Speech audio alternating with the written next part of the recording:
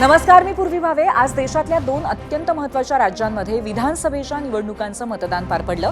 दोन्ही राज्य महत्त्वाची यासाठी कारण दोन्ही ठिकाणी स्थानिक पक्षांची सरकार आहेत। दोन्ही ठिकाणी भाजप गेल्या दशकाभरापासून शिरकाव करू पाहते। पहिलं राज्य पश्चिम बंगाल आणि दुसरं राज्य तामिळनाडू। आज पश्चिम बंगालच्या 152 तर तामिळनाडूच्या सगळ्याच 234 मतदारसंघांमध्ये मतदान पार पडलं। या दोन्ही राज्यांना मतदानाच्या वेळी हिंसाचार होण्याचाही इतिहास आहे आणि आज पश्चिम बंगालला आपला इतिहास कायम ठेवलाय। आजही अनेक मतदारसंघांमध्ये जोरदार हिंसाचार पाहायला मिळाला। जवळपास 3.5 लाख सीआरपीएफच्या जवानांची तैनाती असतानाही बंगालच्या अनेक मतदारसंघांमध्ये हिंसाचार उफाळून आला। कुमारगंज मतदारसंघात तर भाजपचे उमेदवार शुभेंदू सरकार यांना मतदारांनी मारहाणही केली। अर्थात या दरम्यान आजच आपल्याही राज्यामध्ये दोन ठिकाणी पोटनिवडणुकीसाठी मतदान पार पडलं। पहिला मतदारसंघ बारामती तर दुसरा राहुरी। बंगाल तामिळनाडूमध्ये हिंसक घटनांनी मतदान गाजलं आणि त्याच्या एकदम उलट आपल्या दोन्ही मतदारसंघात अत्यंत शिस्तीत मतदान पार पडलं।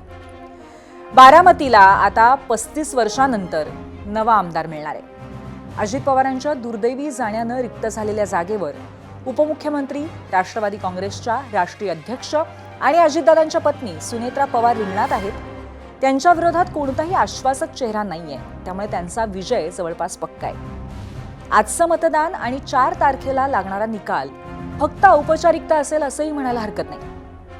पण तरीही आज दिवसाभरात बंगालच्या हिंसाचारापेक्षा जास्त बारामतीच्या पोटनिवडणुकीची चर्चा का झाली, तर त्याचं कारण आहे जय पवारांचं एक वक्तव्य।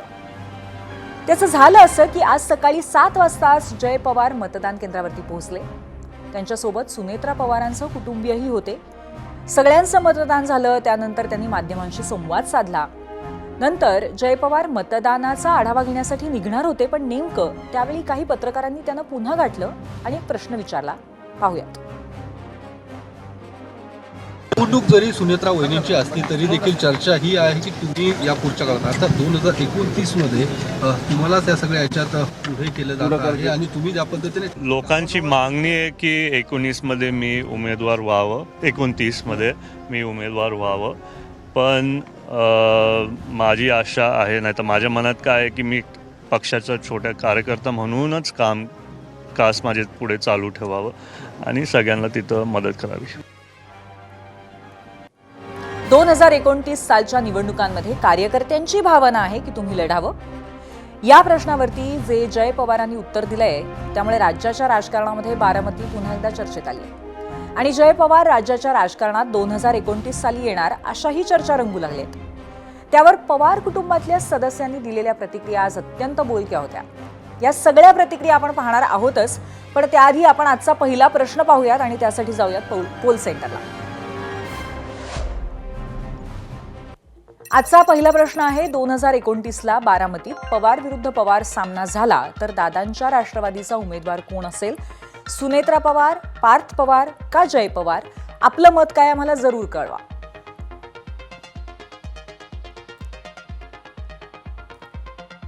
आता खरं तर 2029च्या निवडणुकीला आणखी 3 वर्ष आहेत। शिवाय पुढील 3 वर्षात इतर कोणतीही निवडणूकही नाहीये।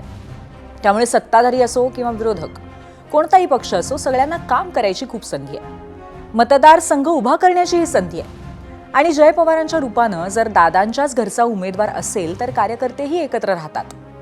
आता जरी सुनेत्रा पवार असल्या तरी कार्यकर्त्यांची भावना जय पवारांच्या बाजूने असल्याचंही बोललं जातंय। तरी त्या निवडणुकीला आणखी 3 वर्ष आहेत। त्याआधीच इथली संभाव्य लढत रोहित पवारांनी सांगून टाकली आहे।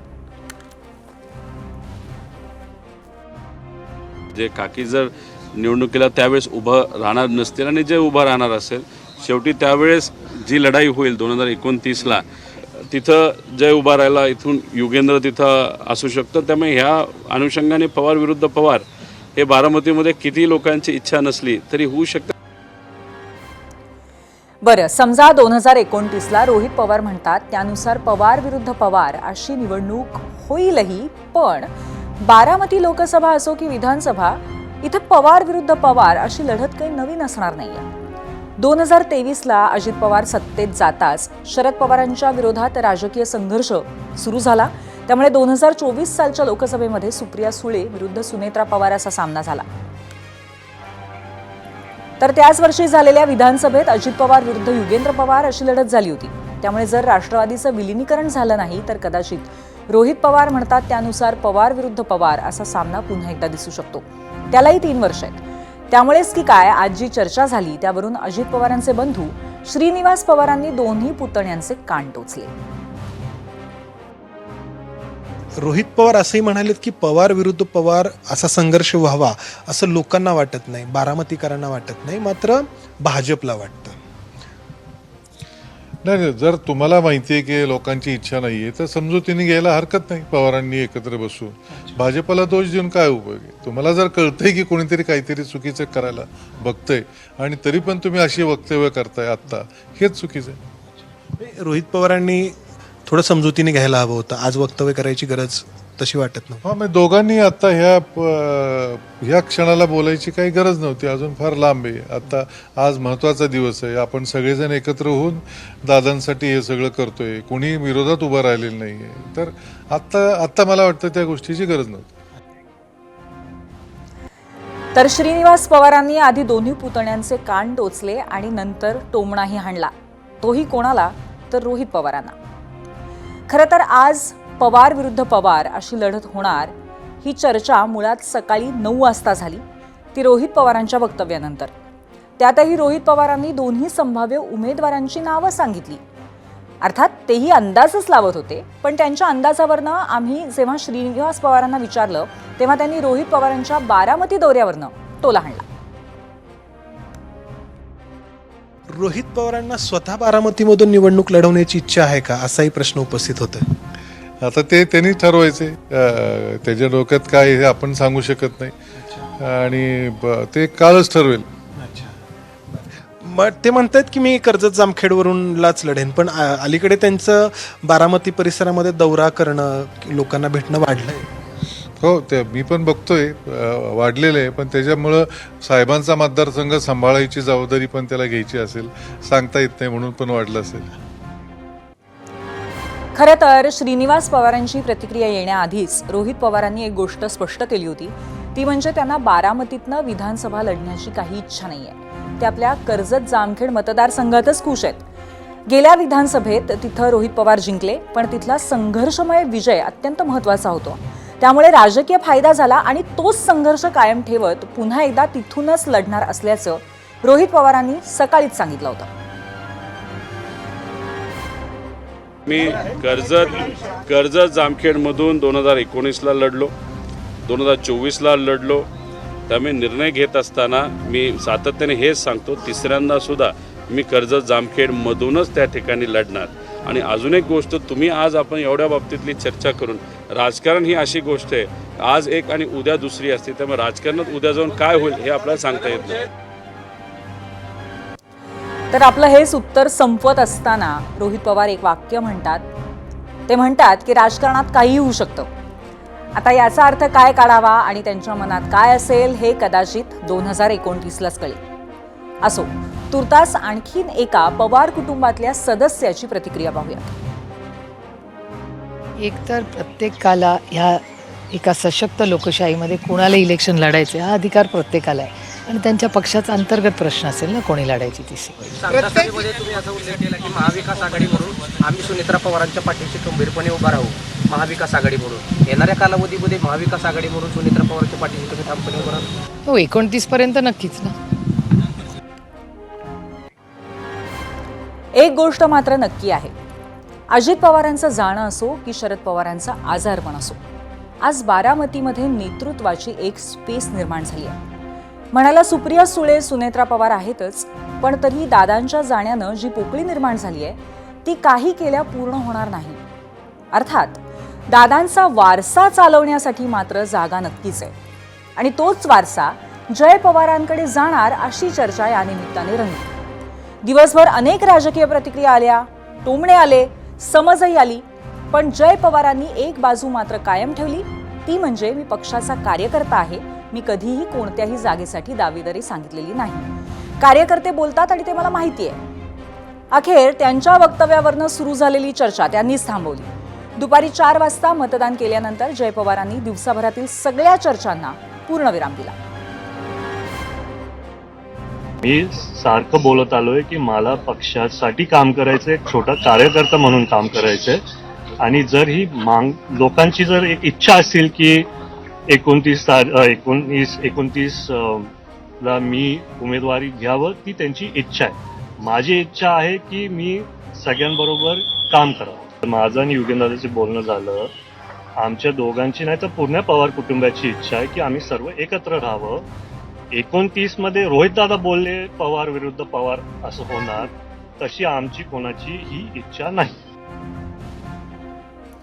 तर अशा पद्धतीने आज दिवसभर चर्चा रंगलेल्या होत्या. त्याच अनुषंगाने आम्ही प्रश्न विचारला आणि त्यावर तुमच्या प्रतिक्रिया काय आल्यात त्या आपण पाहूयात. जाऊयात मीडिया सेंटरला.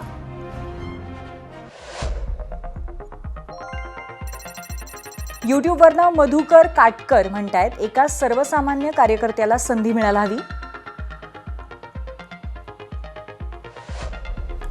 पुढची प्रतिक्रिया आपण पाहणार आहोत. युट्यूबवरूनच रोहित धांदुरे यांची, कृपा करून घराणेशाही बंद करावी या लोकांनी.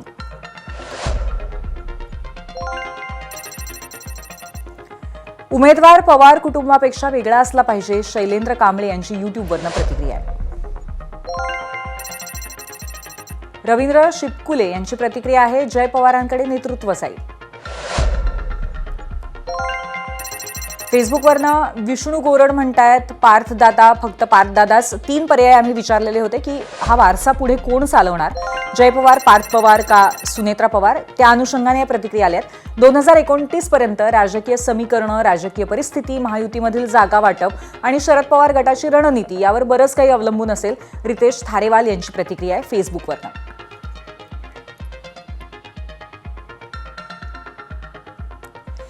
आणि याच आजच्या दिवसाभराच्या विषयावरती आपण चर्चा करणार आहोत. त्यासाठी आपल्या सोबत आहेत राष्ट्रवादीचे प्रवक्ते सूरज चव्हाण, भाजपचे मुख्य प्रवक्ते नवनाथ बन आणि राष्ट्रवादी शरदचंद्र पवार पक्षाचे प्रवक्ते विकास लवांडे.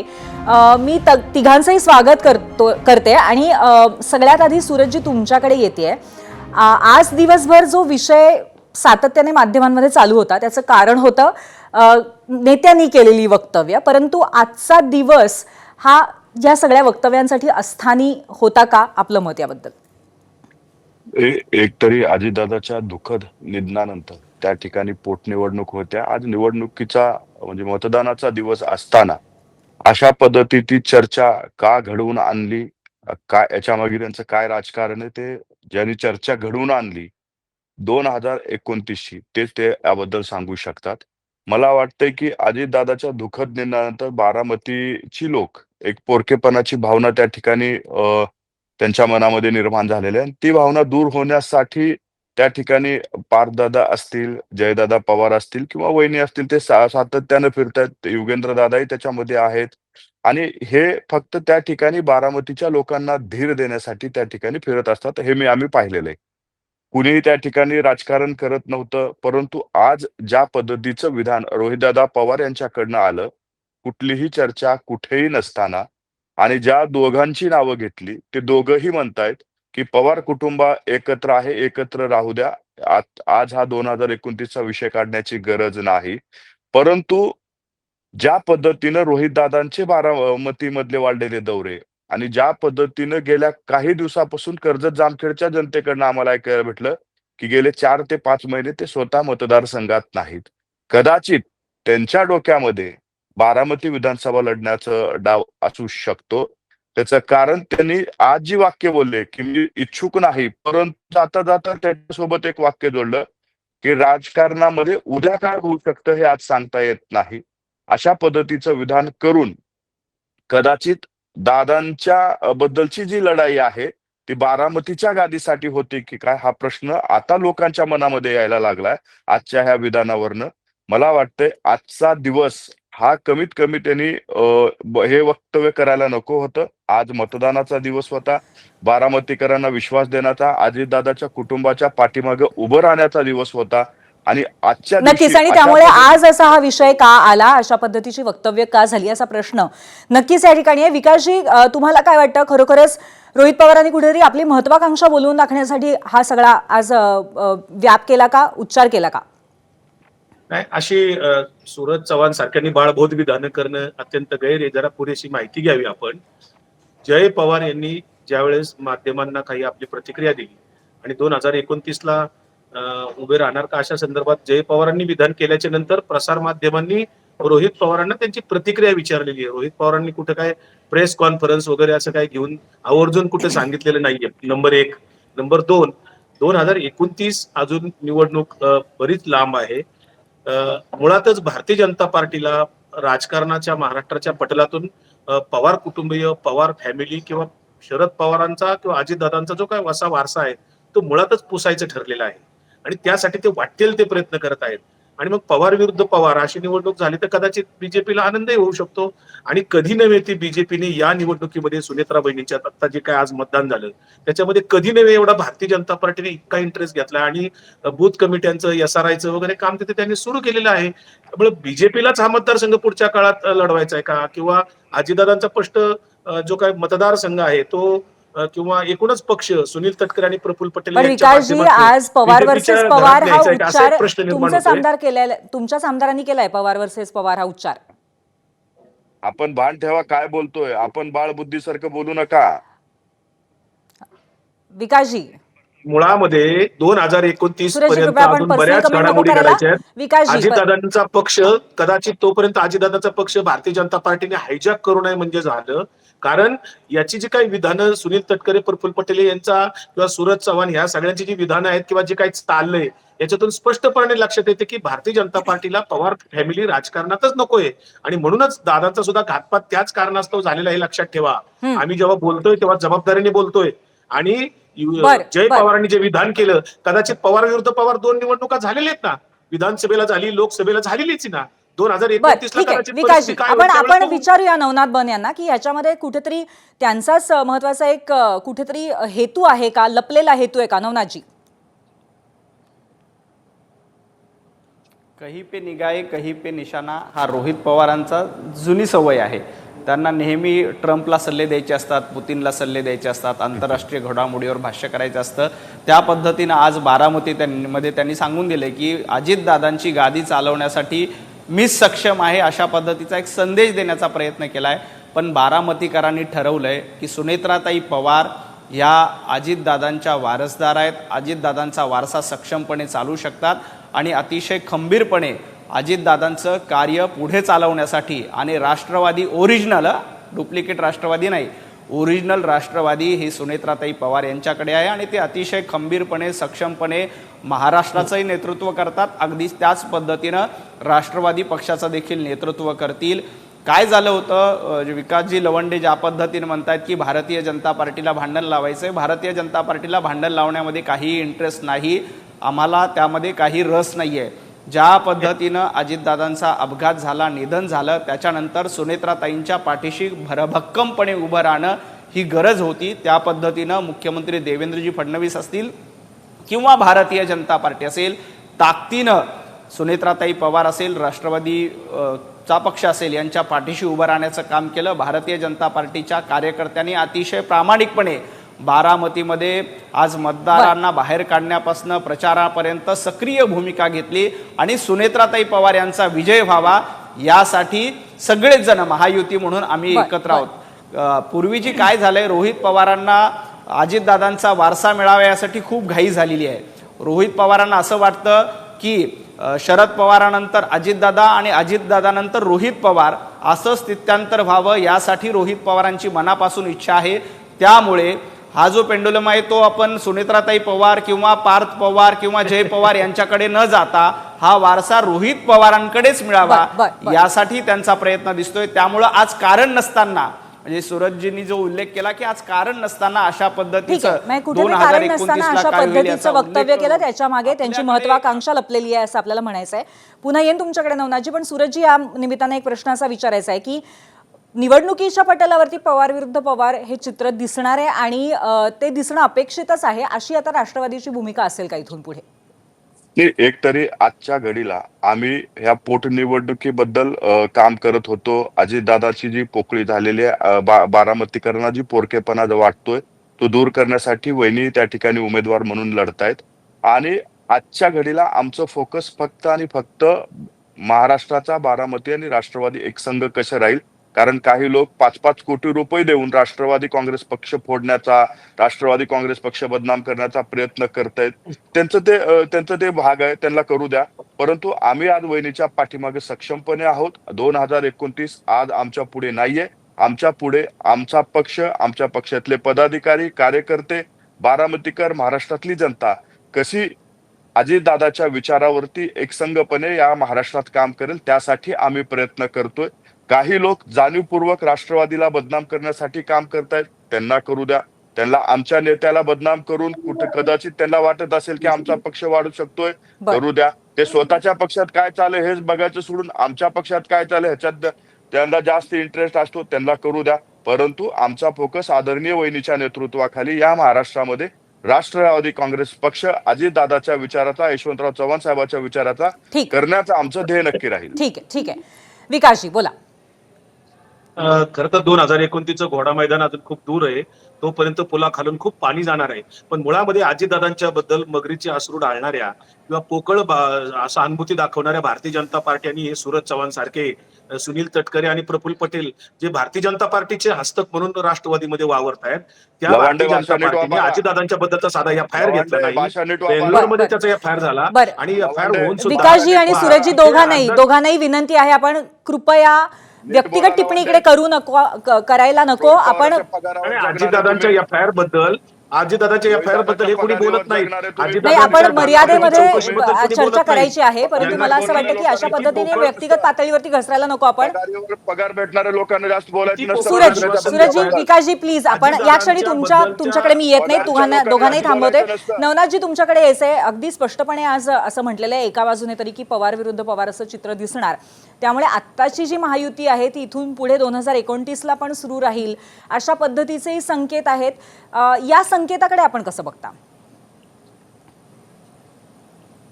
2029ला महाराष्ट्राची लोकसभा असेल किंवा विधानसभा, या निवडणुकीमध्ये आम्ही महायुती म्हणूनच लढणार आहोत.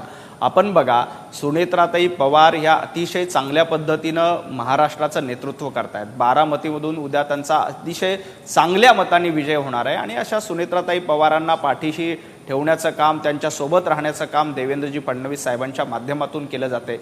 मित्रांना सोबत घ्यायचं हे आमचे संस्कार आहेत. ज्या पद्धतीनं राष्ट्रवादी काँग्रेस शरदचंद्र पवार गटाने 2019ला उद्धवजींना सोबत घेतलं आणि अर्ध्यावर सोडून उद्धवजींचा घात करण्याचा प्रयत्न राष्ट्रवादी काँग्रेसनं आणि काँग्रेसनं केला, तशी सवय भारतीय नवनाथजी, अशा पद्धतीने जर आपण कोणाला सोडलं आणि कशा पद्धतीने या घटना घडल्या या इतिहासात जायला आता नको. 2029च्या निवडणुकीचं घोडा मैदान बऱ्यापैकी दूर आहे, परंतु या संदर्भातल्या चर्चा वारंवार होत राहतील. आज तुम्ही इथे आलात आणि चर्चा केली त्याबद्दल खूप खूप धन्यवाद. यानंतर जाऊयात पोल सेंटरला, पाहूयात पहिल्या प्रश्नावरती महाराष्ट्राने कौल काय दिला, आपलं मत कुठल्या बाजूने मांडलेलं आहे. एकूणच 28,000 मतं आलेली आहेत. 2029ला बारामतीमध्ये पवार विरुद्ध पवार सामना झाला तर दादांच्या राष्ट्रवादीचा उमेदवार कोण असेल? 50% लोक म्हणतात सुनेत्रा पवारच असतील. 29% लोकांना असं वाटतंय की जय पवार ही शक्यता असू शकते आणि 21% लोक म्हणतात की पार्थ पवार.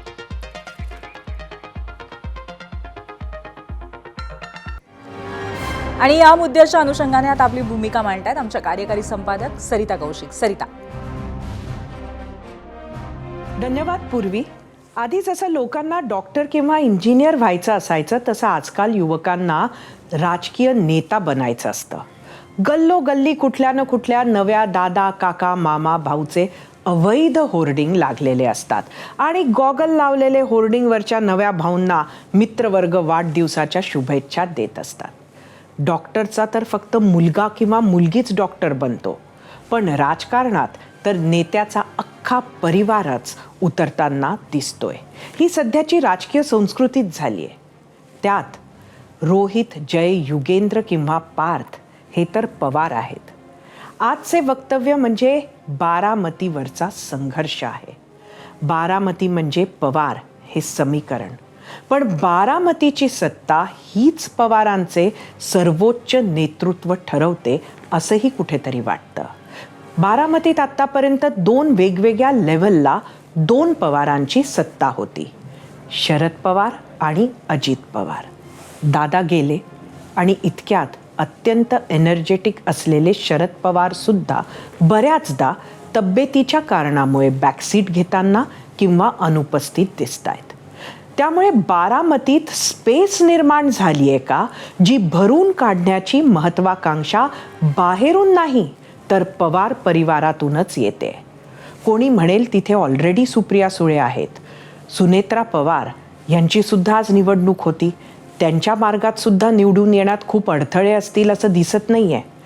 तरी मग कार्यकर्त्यांच्या अपेक्षा आणि चर्चा, पवारांच्या तरुण पिढीला विचारल्या जाणारे प्रश्न, त्या तरुण पिढीची स्वतःची उत्तरं, त्यांची वक्तव्य, या सगळ्याचा अर्थ एकच. एक राजकीय स्पेस आहे जी त्यांना दिसते, जी लोकांना दिसते, जी भरण्यासाठीची अघोषित डेडलाईन 2029 आहे. आणि नेहमीप्रमाणेच परिवार आणि राजकारण वेगवेगळं ठेवणारं पवार कुटुंब आणि त्या कुटुंबातील हे तरुण पोटनिवडणुकीत मत टाकत असताना 2029च्या निवडणुकीचे हिशेब आत्तापासून मांडतायत. या वक्तव्यांचा परिपाक हा की दोनच शक्यता आहेत, पवार विरुद्ध पवार किंवा पवार बरोबर पवार. यातील काहीही झालं तरी बारामती आणि पवार हे समीकरण कायम राहणार, हे सुद्धा ही तरुण पिढी एका प्रकारे अधोरेखित करते. पूर्वी बारामतीतली पोटनिवडणूक आणि 2029च्या निवडणुकीवरनं आज दिवसाभरात अनेक राजकीय चर्चा सुरू होत्या. पण त्याचवेळी राज्याचं राजकारण तापलं ते एका ऑडिओ क्लिपमुळे. शिवाजी कोण होता या 1988 साली प्रकाशित झालेल्या पुस्तकाच्या शीर्षकावरनं शिवसेनेचे आमदार संजय गायकवाड यांनी प्रकाशक प्रशांत आंबी यांना फोन करून अश्लाघ्य भाषेत शिवीगाळ केला. इतकंच काय तर प्रकाशकांना धमकी दिली. त्यांच्या संभाषणाची क्लिप समाज माध्यमांवरती व्हायरल झाली आणि त्यानंतर मोठा वाद उफाळून आलाय. खरं तर दिवंगत कॉम्रेड गोविंद पानसरे यांनी लिहिलेल्या शिवाजी कोण होता या पुस्तकाशी संबंधित हा काही पहिला वाद नाहीये. याआधीही या पुस्तकातील आशय आणि नावाला एका विशिष्ट गटाकडनं विरोध दिसून आलाय. 2015 साली कॉम्रेड गोविंद पानसरे यांची हत्या झाल्यानंतरही हे पुस्तक पुन्हा चर्चेत आलं होतं. या 70 पानी पुस्तकाच्या आतापर्यंत लाखो प्रती विकल्या गेल्या. तरीही या पुस्तकाशी संबंधित काही ना काही वाद सतत सुरू असतो. या सगळ्या घडामोडींवरती आपण सविस्तर चर्चा करणार आहोत. पण त्याआधी आमदार संजय गायकवाड आणि प्रकाशक प्रशांत आंबी यांची व्हायरल झालेली व्हिडिओ क्लिप आधी ऐकूयात. आमदार संजय गायकवाड बोलतोय बुलढाणा. हा बोला. तुमचं एक पुस्तकात आमच्या लग्नामध्ये काय म्हटलं, शिवाजी कोण होता म्हणून. हा, तर तुम्ही शिवाजी महाराजाला शिवाजी म्हणता का? ते गोविंद पानसरेंचं पुस्तक आहे हा? आणि ते एकेरी नाही आहे, गोविंद पानसरेंचं पुस्तक आहे ते. अरे गोविंद पानसरे शिवाजी महाराजांना शिवाजी म्हणणारा. तुम्ही माहिती घ्या, तुम्हाला कळेल कोण आहे. काय माहिती घ्यायची गरज नाही मला माहिती आहे शिवाजी महाराज कोण आहे. तुमच्यासारखे नालायक लोक आमच्या महाराजाला एकेरी भाषेत बोलता. तुम्ही पुस्तक वाचलंय का? पुस्तक वाचा. काय पुस्तक वाचायची गरज नाही मला. शिवाजी कोण होता तुला लिहायची गरज काय? शिवाजी कोण होता हे तुला कोण सांगितलं लिहायचं? 1988 ला निघालेलं पुस्तक आहे ते. इतिहास 16व्या शतकातला आहे. ते नको सांगू तुम्हाला. मी तेच सांगतोय, तुम्ही वाचा. वाचल्यानंतर कळेल तुम्हाला. तुला माहिती ना पानसरेचे काय हाल झाले? माहितीये मला. मग तू काही शास्त्र शिकू नको. लिहून घे, मी आमदार संजय गायकवाड तुला घरात घुसून मारीन साला. तुम्ही आता तू कधी दिसला मी धमक्या देत नाही. मी करून बोलतोय व्यवस्थित. नीट बोल. तुझ्या घरात घुसून मारून तुला मी. नाही, मी तेच सांगतोय की व्यवस्थित मी बोलतो, तुम्ही व्यवस्थित बोला. तुझी भाषा बदल. पुस्तकाचं नाव बदल. तो अधिकार आमच्याकडनं आहे. पानसरेंचं पुस्तक आहे ते. मग पानसरेला भेटायला वर जाय. हा, पानसरेला भेटायला वर जाय. मग तू भेट. फक्त तुला कदा चिडून टाकतो पाय जरा. हा, या बघूया. जरा वा संजय गायकवाड कोणी महाराष्ट्राला आमदार जरा चेक कर. तू बी तुझी जीप कापून टाकीन मी. बर बघूया की. या उद्या जीप कापायला येतोच मी. थांब जरा तू. या उद्या या. तर या ऑडिओ क्लिपमध्ये बीप किती होते ते तुम्ही ऐकले असतीलच. भाषा सुद्धा तुम्ही इतर ऐकलेली आहेत. आवेश तुम्ही ऐकलेला आहेत संजय गायकवाड यांचा. आता या ऑडिओ क्लिपमधनं संजय गायकवाड यांची भाषा, त्यांचा आवेश, याच अनुषंगाने आजचा प्रश्न आम्ही विचारलाय, तो पाहण्यासाठी आपण जाऊयात पोल सेंटरला. आजचा आमचा प्रश्न, दुसरा प्रश्न आहे, शिवाजी कोण होता या पुस्तकाच्या शीर्षकावरनं प्रकाशकांना शिवीगाळ आणि धमकी देणाऱ्या आमदार संजय गायकवाडांवरती कारवाई व्हावी का? होय आणि नाही असे 2 पर्याय आहेत. आता या ऑडिओ क्लिपबद्दल आम्ही जेव्हा आमदार संजय गायकवाड यांना विचारलं त्यावेळी त्यांनी ती ऑडिओ क्लिप आपलीच असल्याचं मान्य केलं. पण त्या ऑडिओ क्लिपमधील काही शब्द ठेवले आणि काही जाणून बुजून काढण्यात आले असा आरोपही त्यांनी केलाय. बघूयात काय म्हणालेत संजय गायकवाड. ऑडिओ तो व्हायरल झाला, काही तोडून मोडून त्याने त्याच्यामध्ये शब्द काही कट केले, काही ठेवले. मला वाटतं 21 तारखेला माझ्या मिसेसला एका कार्यक्रमामध्ये हे पुस्तक शिवाजी कोण होता हे कोणीतरी गिफ्ट केलं आणि मला तिने आणि घरी आलं दाखवलं. मी हे वाचलं आणि वाचल्यानंतर छत्रपती शिवाजी महाराजांचा गौरवशाली इतिहास आणि त्या इतिहासाला छेडछाड करून एकेरी भाषेत प्रत्येक पानावर शिवाजी कोण होता, शिवाजी क्षत्रिय होता की नव्हता, शिवाजी मराठा होता की नव्हता, 96 कोळस होता का, अशा प्रकारचे अनेक बिछूट प्रश्न याच्यामध्ये उच्चारलेले आहेत. आणि त्याच्यामुळे मी त्याला फोन केला आणि फोन करताना मी त्यांना सुरुवातीला माझे स्टार्टिंग वाचा, माझ्याकडे पण त्याची रेकॉर्डिंग, मी त्यांना म्हणलं प्रकाश भाऊ हे पुस्तक तुम्ही लिहिलंय का? तो म्हणे हो. प्रकाशन केलं का? म्हणे हो. आणि मग म्हटलं तुम्ही छत्रपती शिवाजी महाराजांना शिवाजी कोण होता एकेरी भाषेत का लिहिलं? ते म्हणे पुस्तक फार जुनं आहेत म्हणे, ते यांनी अमुक अमुक लिहिलं. म्हणलं कोणी प्रकाशन कोणी केलंय आणि प्रकाशन करताना तुम्हाला छत्रपती शिवाजी महाराज असा उल्लेख का तुम्ही केला नाही? तर जी वारंवार छत्रपती शिवाजी महाराजांची महाराष्ट्रामध्ये विटंबना केली जाते, त्यांचा अपमान केला जातो, हे आपल्याला सहन होत नाही. आणि मग बोलता बोलता तो म्हणे मी ब्राह्मण आहे म्हणून तुम्हाला असं बोलता का? म्हटलं मी तुला बोललोय का तू कुठल्या जातीचा आहे? ब्राह्मण आहेस का तू? ब्राह्मण आहेस का? मी असं तुला विचारलं का म्हटलं? आणि मग तो म्हणे गोविंद पानसरे. म्हटलं मला काय घ्या ना गोविंद पानसरेचे, ते वर गेलेत, जा तिकडे तू. तर हे या पद्धतीनं त्यांनी जी मुजुरी ठेवली, मी त्याला विचारत असताना तो जो सारखा मला डिचवत होता आणि त्याच्यामुळे त्याला मी शिव्या हासडल्या. त्याला मी जीभ हासडायची जी काही भाषा वापरली, 100% अशा माणसाची जीभ हासडलीच पाहिजे. आता घडलेल्या सगळ्या प्रकाराबद्दल प्रकाशक प्रशांत आंबी यांनी कोल्हापुरातल्या राजारामपुरी पोलीस ठाण्यामध्ये आमदार संजय गायकवाड यांच्या विरोधात तक्रार दाखल केली आहे. तक्रार दाखल करताना प्रशांत आंबी हे काही एकटे नव्हते, तर त्यांच्यासोबत होते कॉम्रेड गोविंद पानसरे यांचं कुटुंब. फोनवर अश्लील शिवीगाळ करणं, छत्रपती शिवाजी महाराजांचा अपमान करणं, जीभ कापण्याची आणि जीवे मारण्याची धमकी दिल्याबाबत फौजदारी गुन्हा दाखल करण्याची मागणी प्रशांत आंबी यांनी तक्रारीद्वारे केलेली आहे. यावर पोलीस काय कारवाई करतील हे आपल्याला येणाऱ्या काळात कळेलच. पण आज सकाळी या सर्व प्रकरणावरती प्रशांत आंबी यांनी काय माहिती दिली ती आपण पाहूयात. ते सातत्यानं मला अश्लील भाषेमध्ये शिवीगाळ करीत होते. तसेच त्यांनी मला तुझी जीभ कापून टाकतो, त्याच्यानंतर तुला घरात घुसून मारतो, अशा पद्धतीच्या वारंवार धमक्या दिल्या. मी त्यांना आणि अशा धमक्यांना आम्ही भीक घालत नाही. हे जे काम आहे शिवाजी महाराजांचा खरा इतिहास लोकांपर्यंत पोहोचवण्याचं, हे सातत्यानं आम्ही करत राहू, कारण की आम्ही सुद्धा पानसरेंच्या मुशीत तयार झालेले कार्यकर्ते आहोत. त्यामुळे अशा धमक्यांना भीक आम्ही कधीही घालणार नाही. प्रकाशकांशी बोलताना आणि दिवंगत कॉम्रेड गोविंद पानसरे यांच्याबद्दल बोलताना जी भाषा संजय गायकवाड यांनी वापरलेली आहे तिचा निषेध अर्थातच पानसरे यांच्या कुटुंबियांनीही केला. हा निषेध व्यक्त करताना गायकवाडांनी हे पुस्तक वाचावं असा सल्लाही त्यांनी दिला. कॉम्रेड गोविंद पानसरे यांची सून मेघा पानसरे यांनी सर्व प्रकारावरती प्रतिक्रिया दिली आहे, ती आपण पाहूयात. मला असं वाटतं की जेव्हा जेव्हा अशा पद्धतीची भाषा केली जाते तेव्हा छत्रपती शिवाजी महाराजांच्या नावाचा वापर करून राजकारण कसं करता येईल हे बघितलं जातं. त्यांचा विचार समजून घेण्याचा प्रयत्न केला जात नाही. आणि मला असं वाटतं की हा विचार समजून घेण्यासाठी हे पुस्तक पुन्हा पुन्हा प्रकाशित केलं जाईल, करत आहोत आम्ही सुद्धा.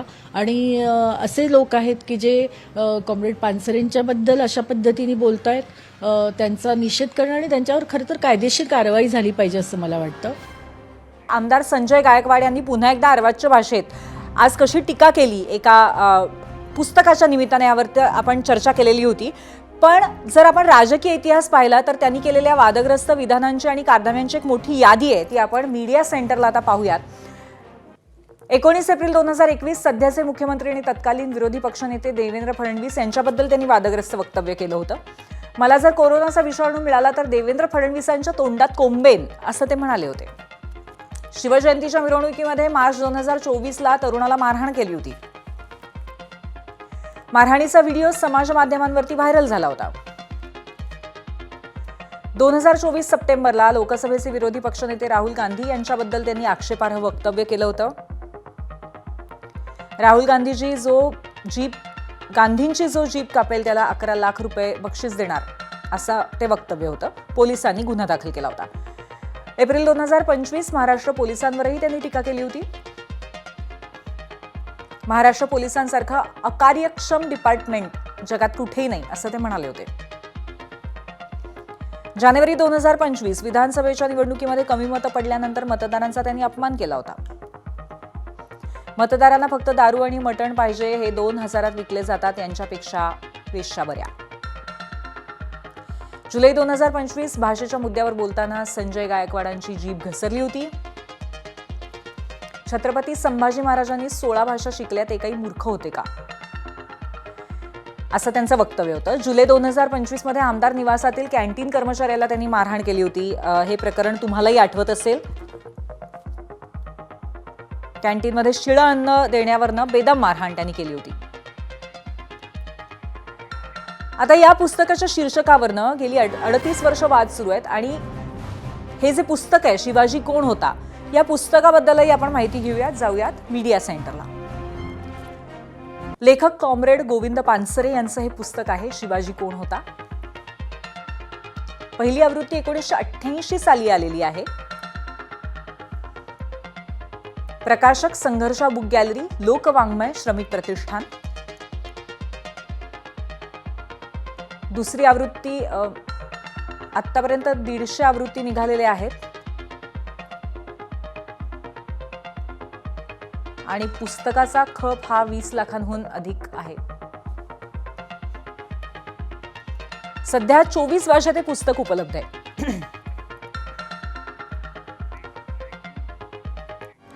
आणि आता संजय गायकवाड यांच्या वर्तणुकीच्या अनुषंगाने जो प्रश्न विचारलाय त्यावरती कौल काय आलाय महाराष्ट्राचा, महाराष्ट्र काय म्हणतोय पाहूयात. एकूण 13,000 मतं आलेली आहेत आणि संजय गायकवाडांवरती कारवाई व्हायला हवी का, तर महाराष्ट्र म्हणतोय हो. 69% लोक म्हणतात होय कारवाई व्हायला हवी आणि 31% लोक म्हणतात की नाही, कारवाई व्हायला नको.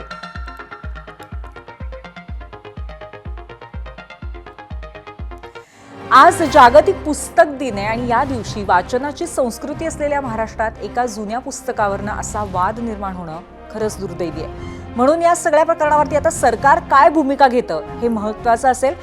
याबरोबरच 0 आवरमध्ये आज आपण इथेच थांबूया. पाहत रहा ABP माझा.